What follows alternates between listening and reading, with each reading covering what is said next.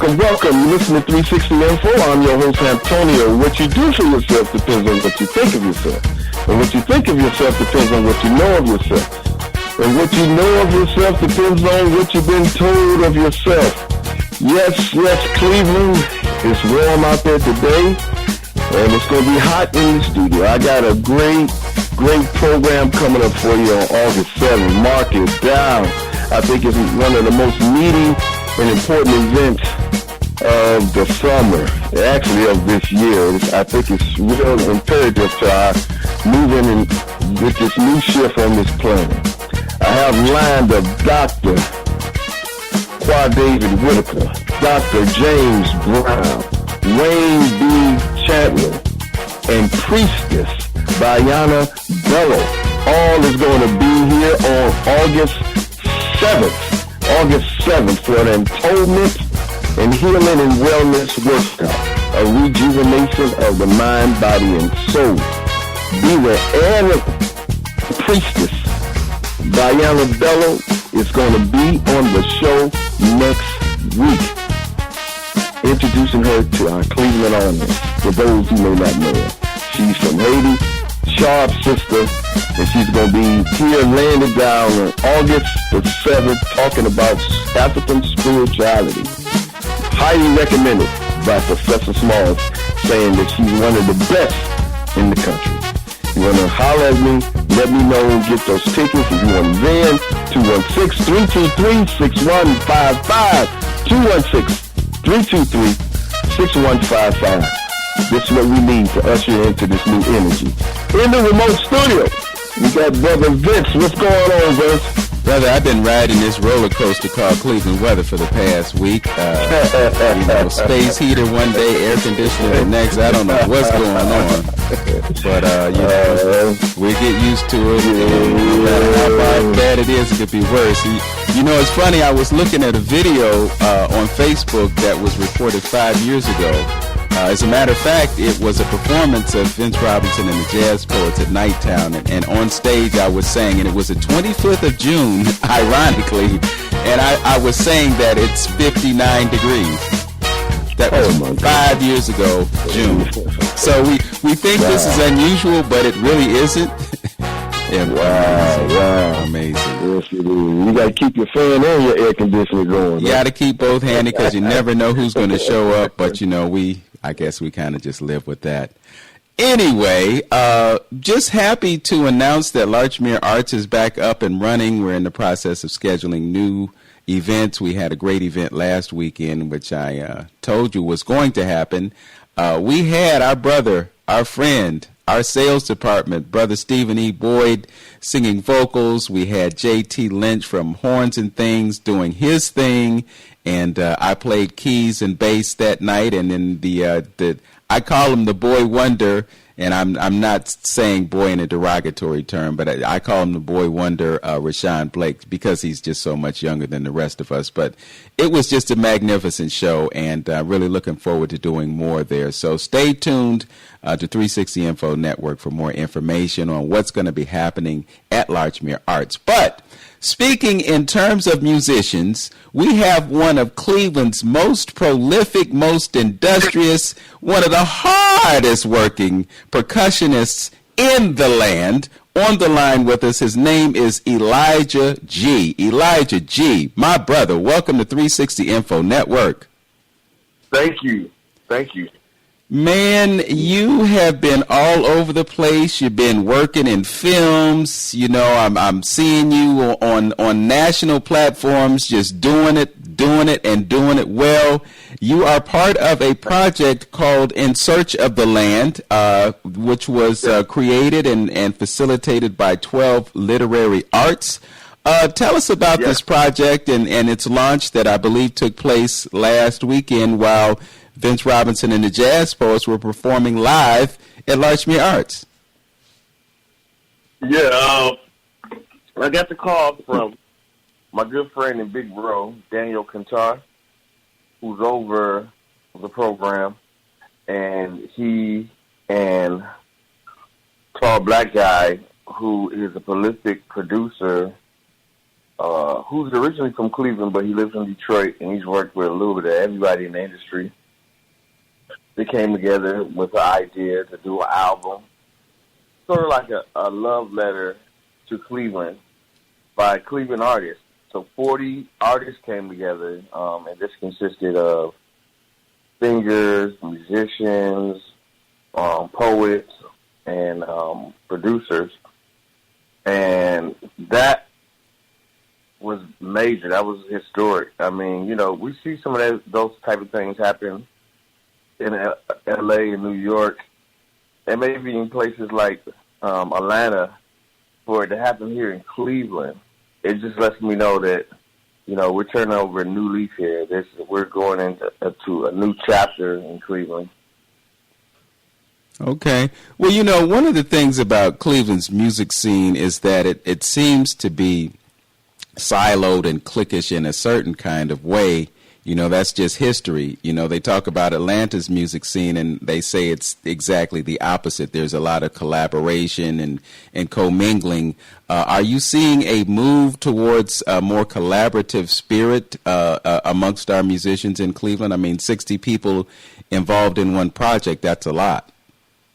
That's a lot. I do see that us going in that direction, and I'm very happy to be a part of the movement. I actually was brought in to not only be to play drums and percussion on the album, but I also was brought in to be the band director for the actual album release.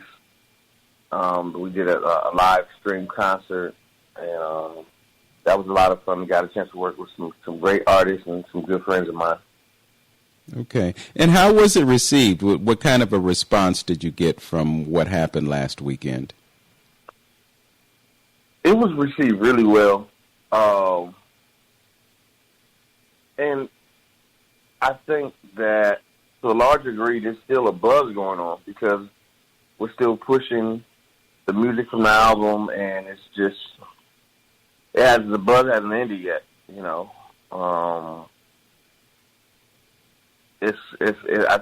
I thought it did really well for being our first time. I think this will be the first of many, though.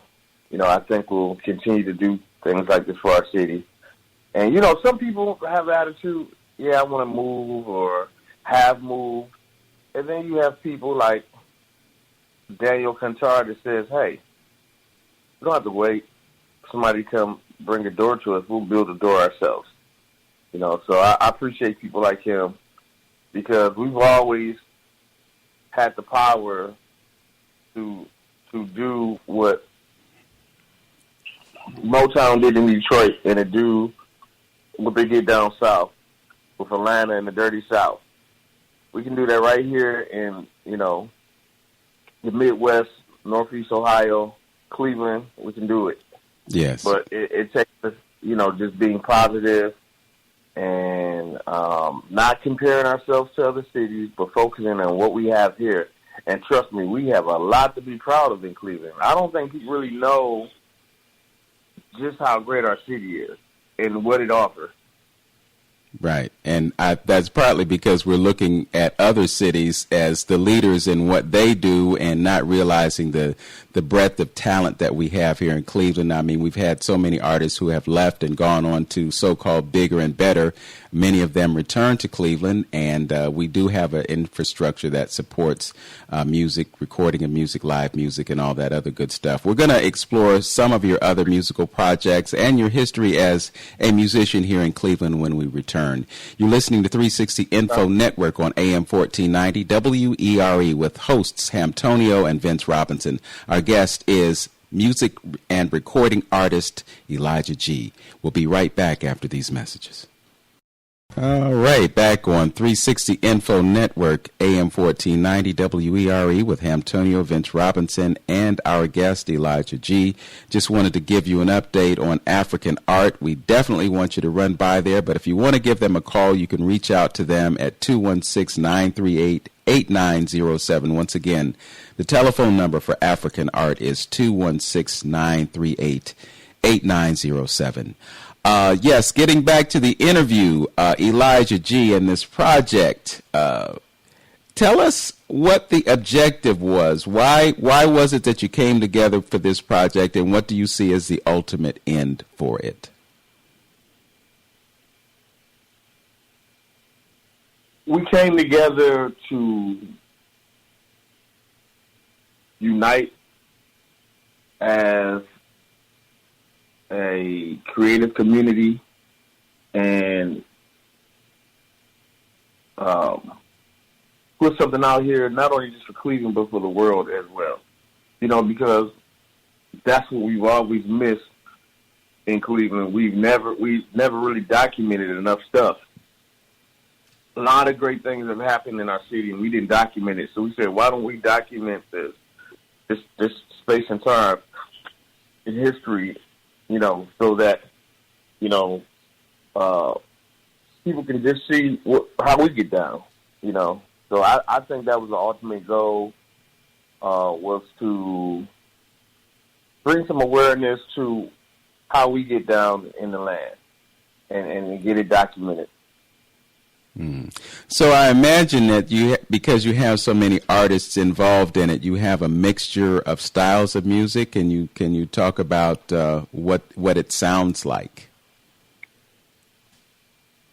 Yes, it's a beautiful, beautiful album.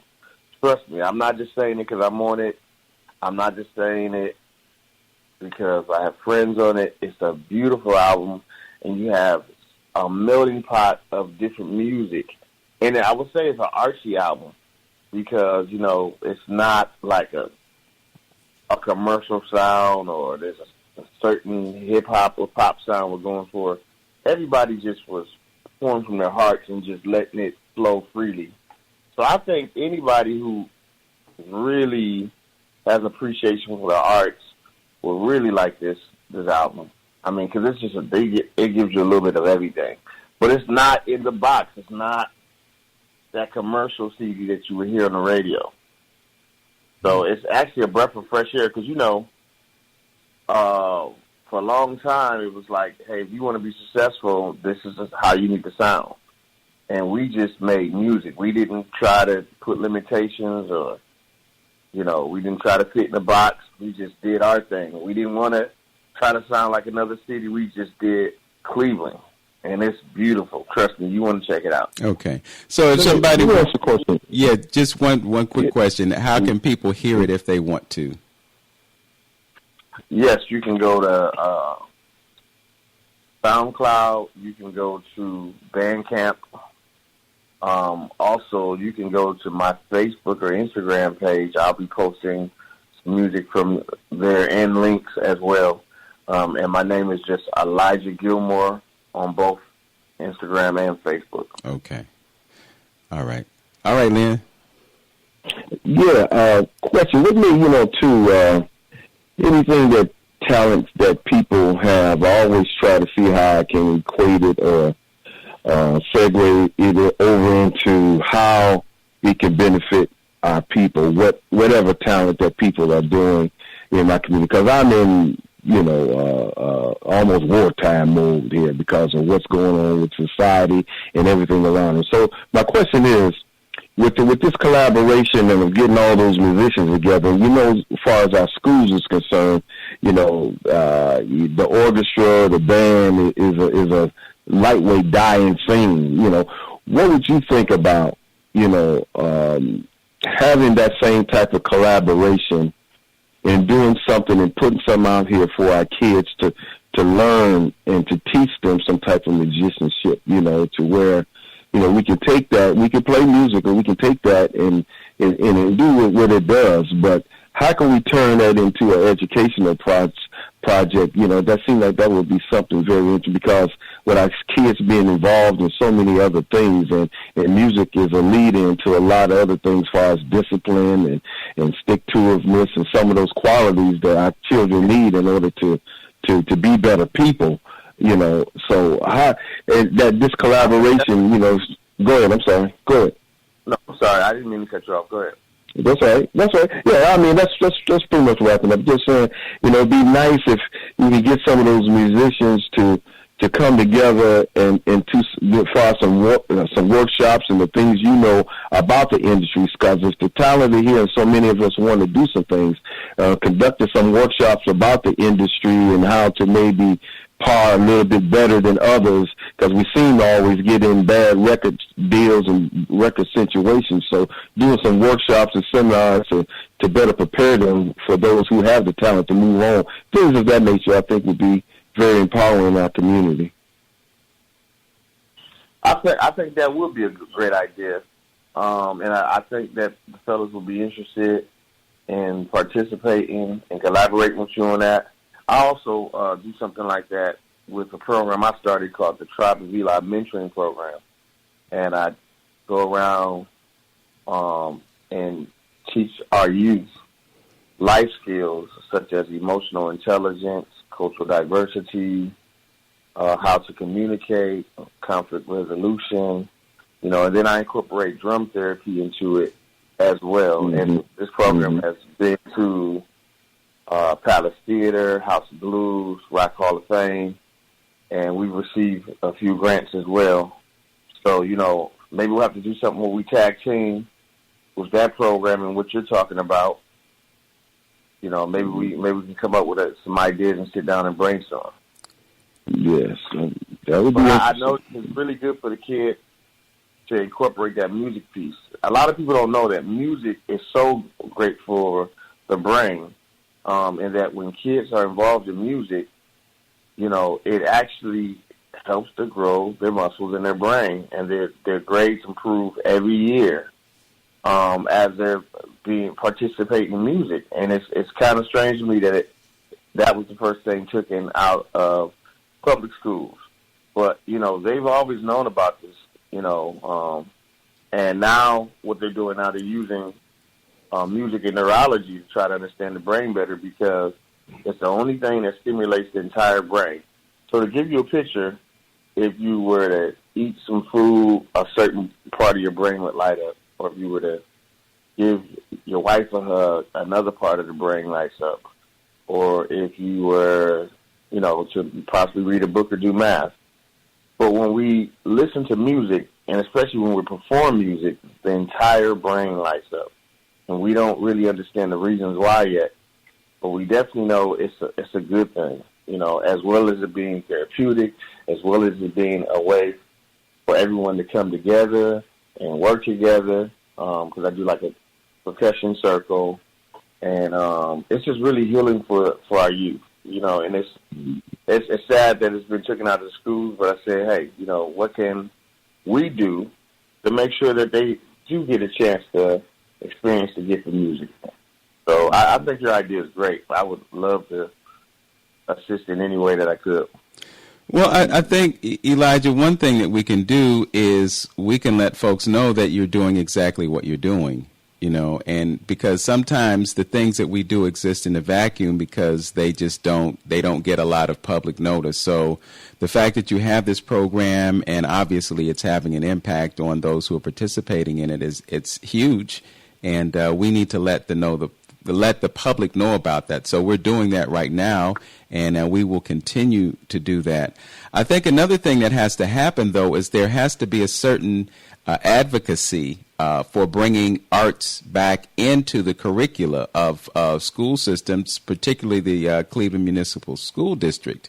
It's a fight that I'm very well aware of, and there are council members who are aware of that. And, this is a system that is run by the mayor of Cleveland. And I've said it before and I'll say it again. Ultimately, the buck stops on that desk.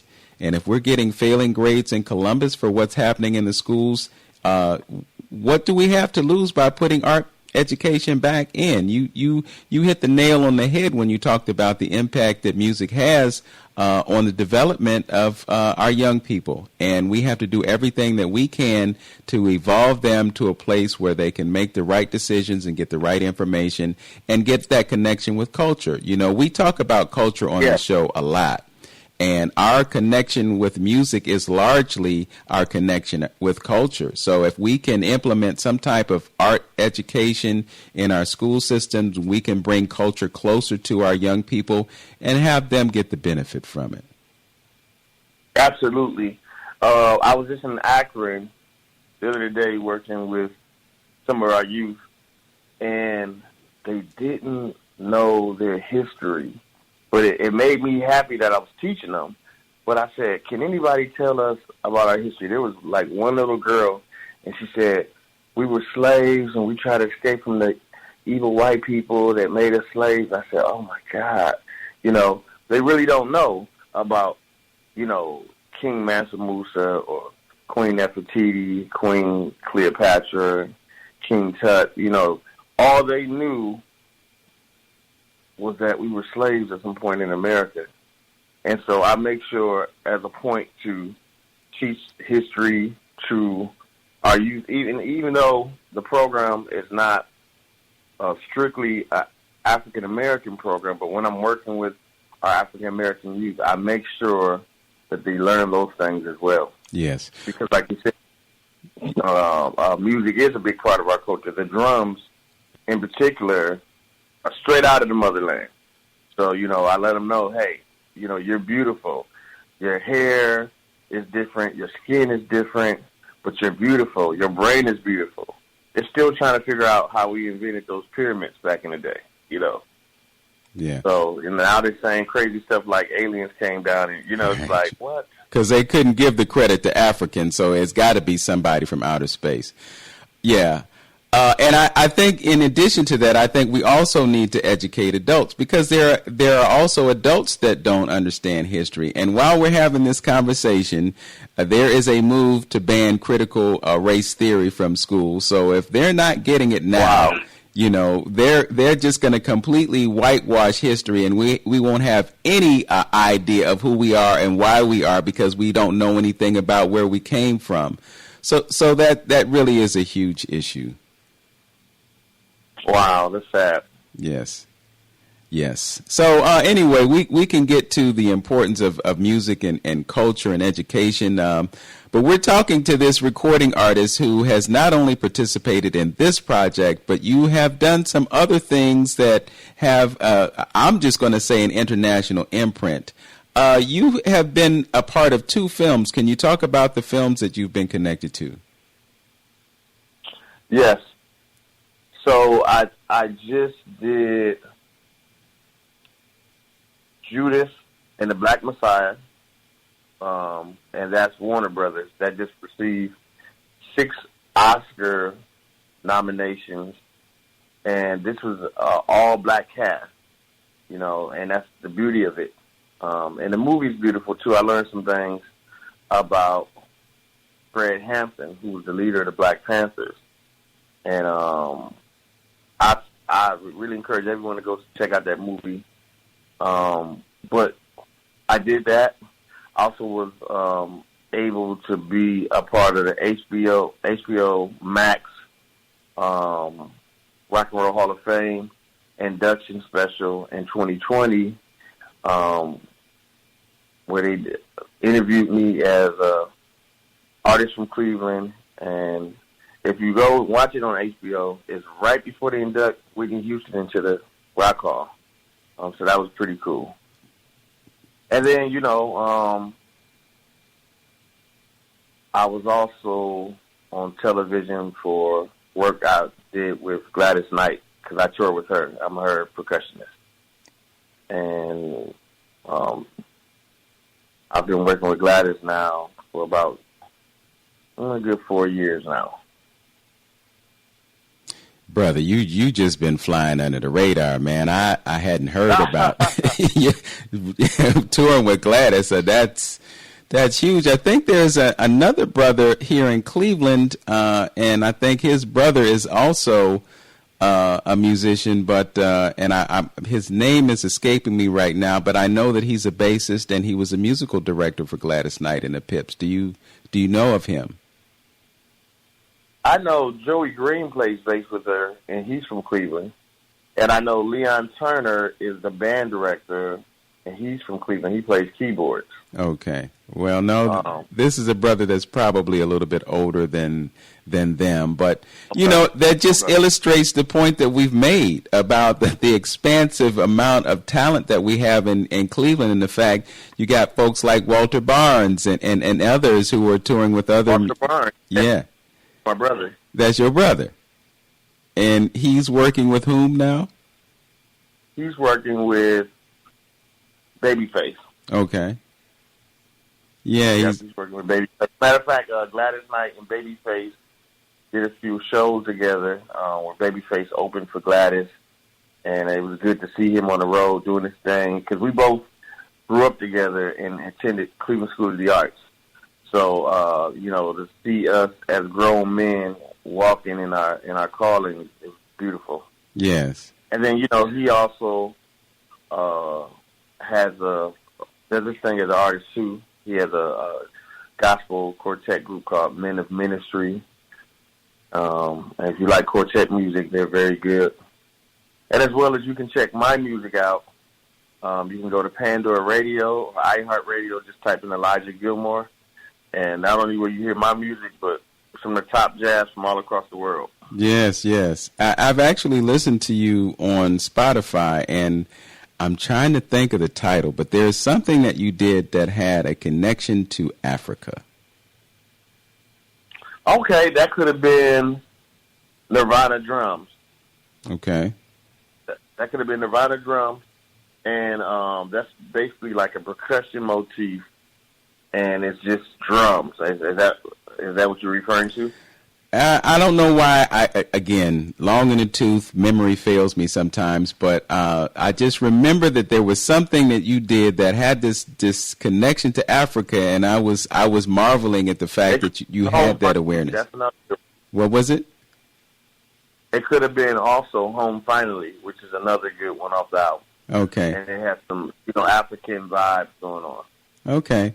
So talk about your trajectory as a recording artist. You know, there aren't many in this town who can say that they have music up on music sharing platforms like that. Tell us about your life as a recording artist based in Cleveland. So I've been a recording artist now for about maybe a good 3 years.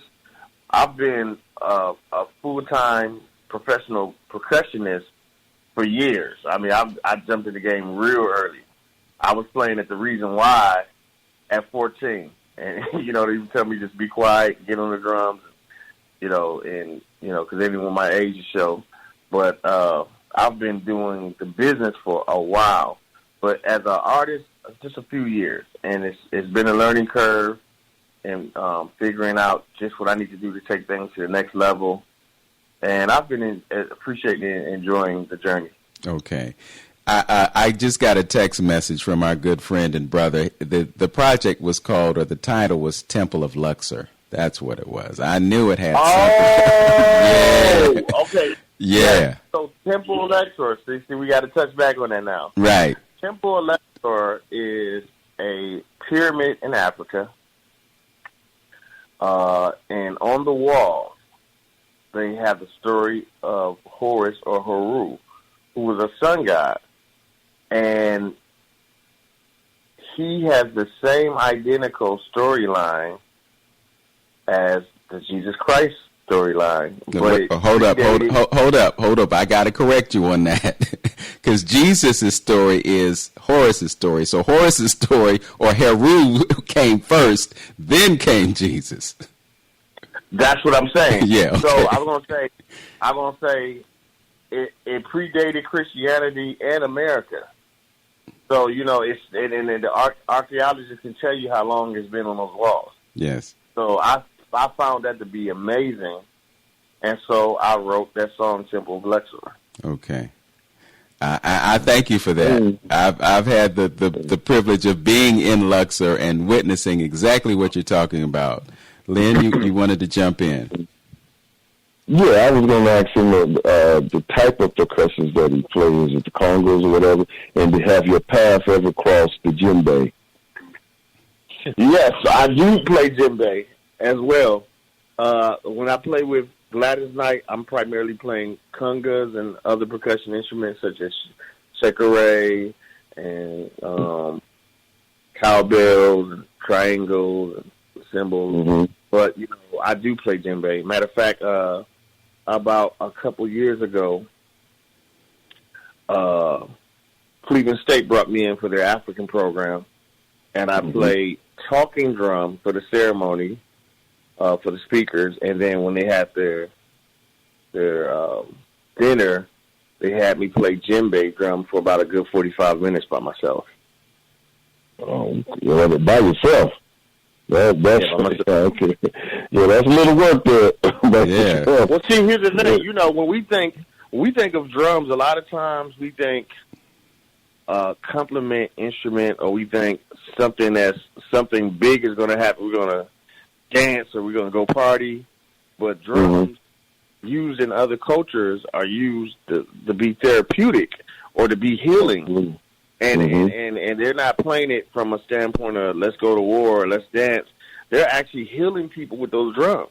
So that's another way of approaching drums that we don't really see too much in Western culture. Well, I think that's what it is with to kind of like answering your question about why do the brain light up with music, because it's all about energy and frequencies, and it's Absolutely. those various frequencies that are being,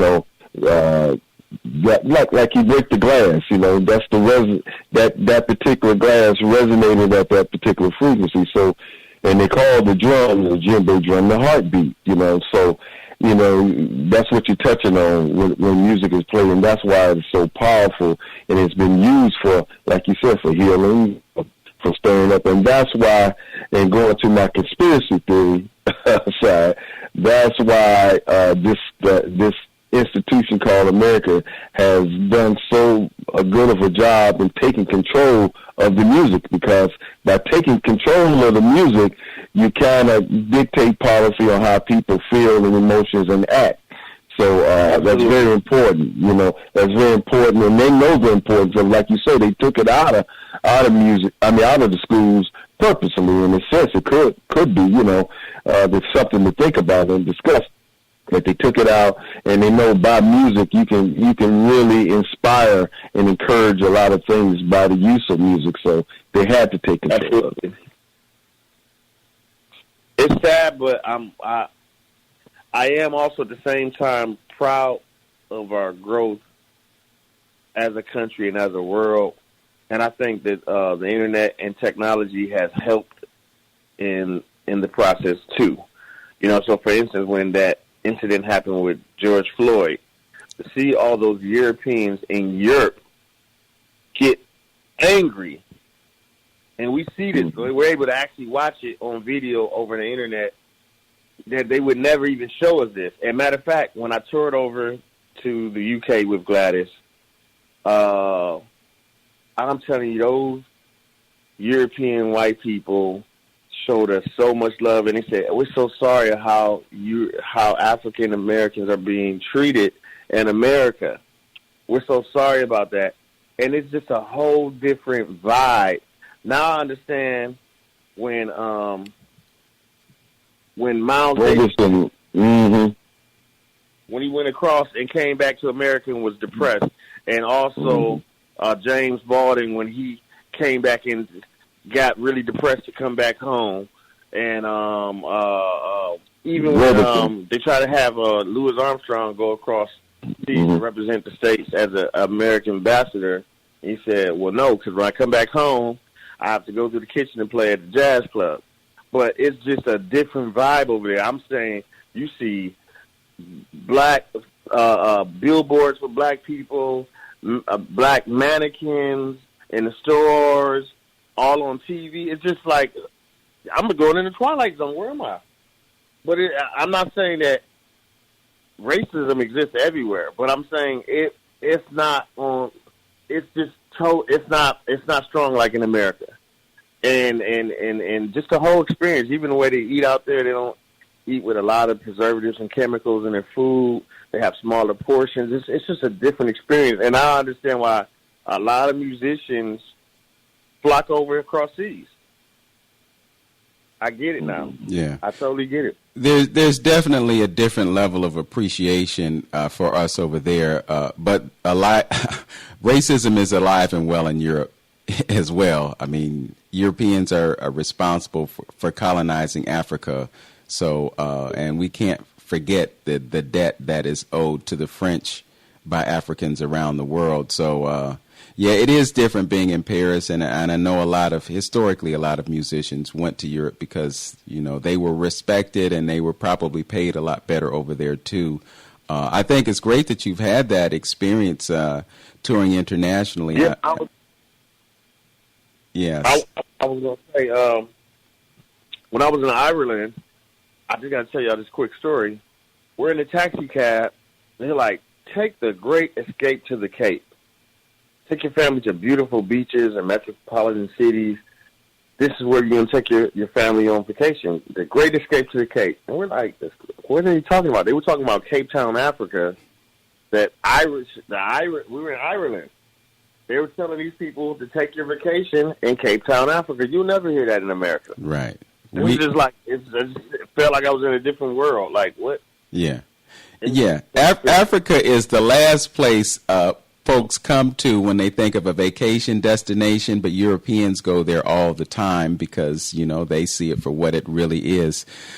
We're going to need to take a break right now. We'll come back and we'll resume our conversation with musician, recording artist Elijah G. You're listening to 360 Info Network right here on AM 1490 WERE with Vince Robinson and Hamptonio. We'll be right back after this. Once again, that telephone number for African Art is 216-938-8907. That's 216-938-8907. African Art. Welcome back to 360 Info Network here on AM 1490 WERE with Hamptonio and yours truly, Vince Robinson. Our guest is recording artist Elijah G. And we were talking about some of his travels, international travels. A brother been to the UK to perform with Gladys Knight and the Pips as a percussionist. He's also told us about a few projects that he's been working on here in Cleveland, including working on the film Judas and the Black Messiah, and also that project that is reflective of the land. And it is called In Search of the Land, something that was created and facilitated by 12 Literary Arts under the direction of Daniel Gray Kantar. It has been received, and you can find it. It's been well received, and you can find it on SoundCloud. And you can also visit Elijah G's Instagram page and his Facebook page and get that hookup and hear this great project. Those are things that have been accomplished in the past. What are you working on now, brother? I'm working on new music, and I'm excited. I released some music around Christmas. I released my version of Drummer Boy, but I call it Drummer Boy, and that did pretty good. I collaborated with Funkyard X and my good friend Jacob Bass on vocals. And people can find that on YouTube or even my website, which is ElijahGilmore.com. Okay. ElijahGilmore.com could probably be the landing page for everything, right? Yeah, absolutely. Okay. Well, that's pretty easy to remember. So we encourage you to visit that website and find out about all the things that you're involved in. Now, this project that you're working out, the new music that you're working on now, is it as a drummer, percussionist, or all of the above? All of the above. I am a percussionist because, you know, I play vibraphones, I play hand drums, and, you know, like, I don't just play the beat when I play drums. I try to express or create art with percussion, and I'll be doing more of that on this next album, getting into it even deeper and getting into some world music and some African drumming, and I think people will really enjoy this next album.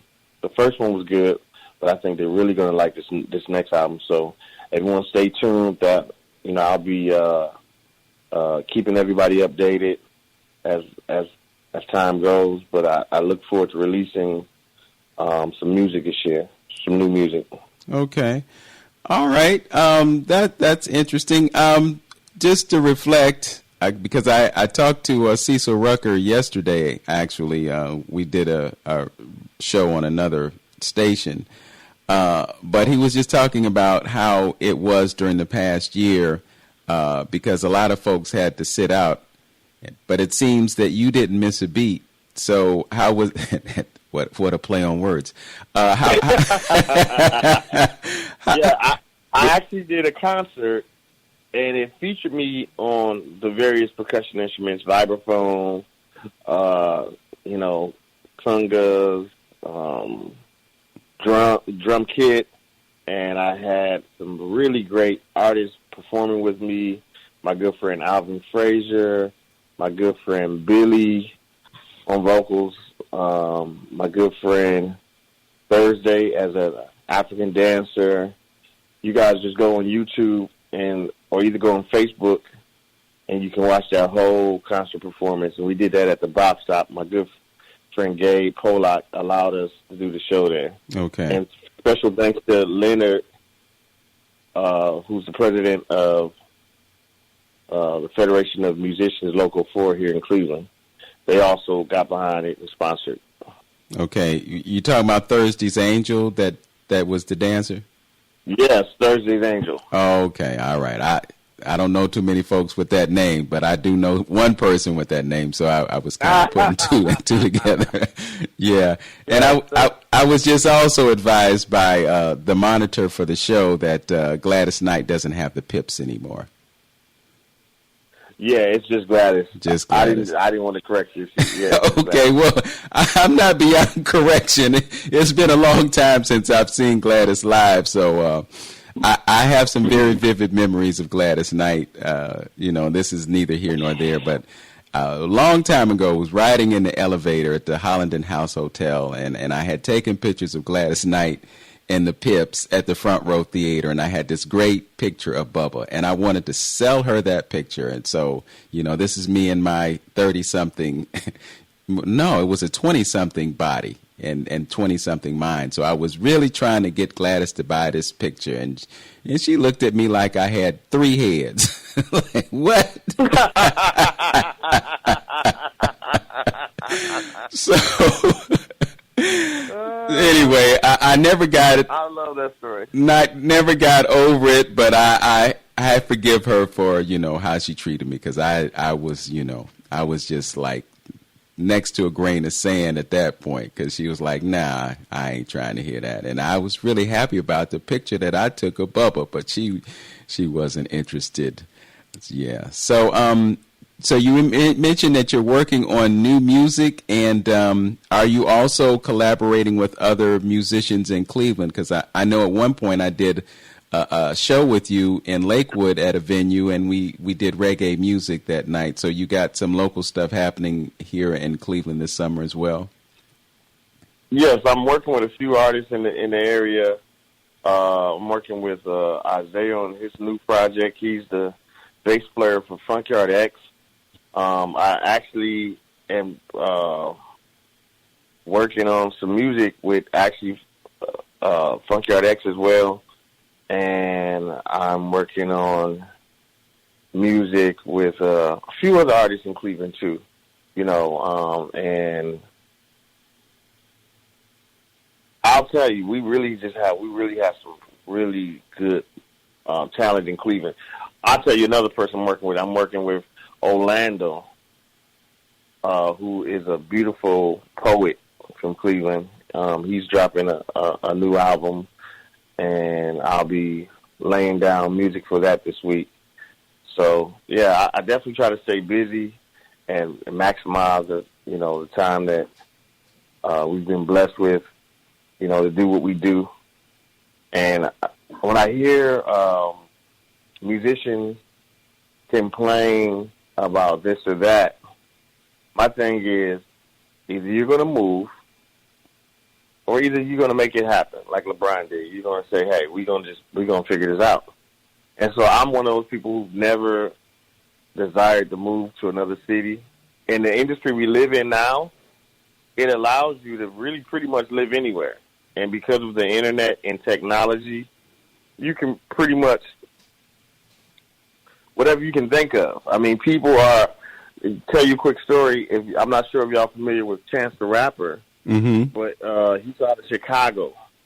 And additionally, you know, he's making noise over the internet, and him and his friend from high school, they went to a few labels, and the labels were trying to give him some really bad deals. They said, no, we're just going to do this ourselves. And over a year, they visited different festivals and pushed their own merch. And within a year, they rocked across the stage and got a Grammy. That's the day and age we live in now. It's one of the best times to be an artist. It really doesn't require getting up and going to New York or L.A. like back in the day.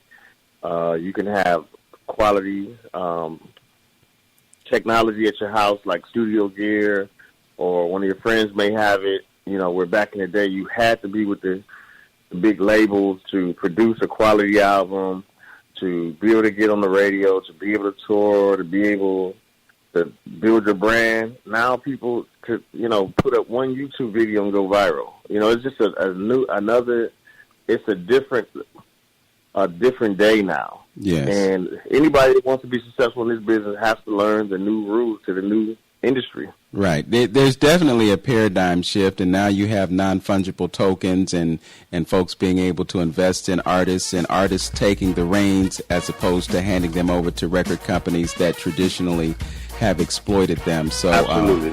You know, I'm really gratified to hear you say that you have worked as a percussionist all this time, and that's been your job, because so many musicians in this town end up teaching or taking other jobs to support themselves while they, you know, try to eke out a living as a musician. So kudos to you for that, and much success to you, brother. Like I said, you're one of the hardest working musicians in Cleveland. And we got to hit this real quick because somebody reminded me that you didn't say anything about You People Vocal Ensemble. We got 30 seconds. You know what? I did not know if they wanted me to disclose that information, and that's the only reason I didn't say it. Okay. But yeah, I am also working with the You People. I'm probably the most excited out of, you know, I'm excited to work with all the artists I'm working with, but yeah, if you know You People, they are legendary, and they are the elders. Yes. So like, it's like, I look at that as historic to be able to work with the You People, but I just didn't know if they wanted that out there, if they wanted to surprise people. But that's also another group that I'm working with as a producer. Okay. All right. Well, the cat is out the bag, so now the world knows, and we needed to let them know. So we'll look forward to that project as well. My brother Elijah G., thanks for joining us, and I'm going to talk to you soon because we're going to talk about some other things that you're doing right now. Thanks for joining us on 360. Thank you. All right. Brother Hamptonio, we got about 55 seconds, and I know you want to announce that program that's going to happen on August 2nd. You can also say that August 7th. I'm sorry. August 7th. Yeah, right. The guests 7th, we're going to have right. next Saturday. Viola Bello, Professor Priestess Viola Bello. She's an anthropologist, a very interesting sister. You're going to enjoy it. All right. All right. Well, be sure to join us next Saturday here on AM 1490 WERE. For 360 Info Network, and Viola Bello will be our guest. Thank you, Tristan, for a great show today, and thank you all for listening. And as always, know yourself, love yourself, be yourself, make today your best day, Cleveland. Peace. Peace.